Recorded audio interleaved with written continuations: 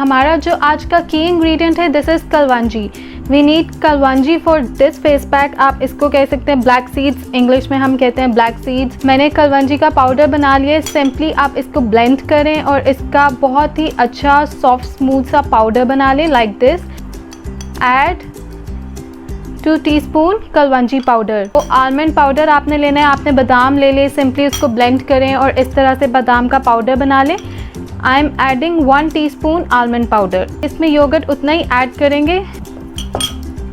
हमने योगर्ट इतना शामिल करना है कि हमारी पेस्ट जो है बहुत ही अच्छी सी रेडी हो जाए। आई एम एडिंग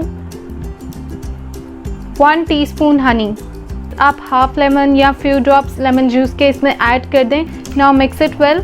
इस फेस पैक को अप्लाई करना है मिनिमम आपने 20 मिनट्स के लिए अप्लाई करना है। आप 30 मिनट्स के लिए भी अप्लाई कर सकते हैं।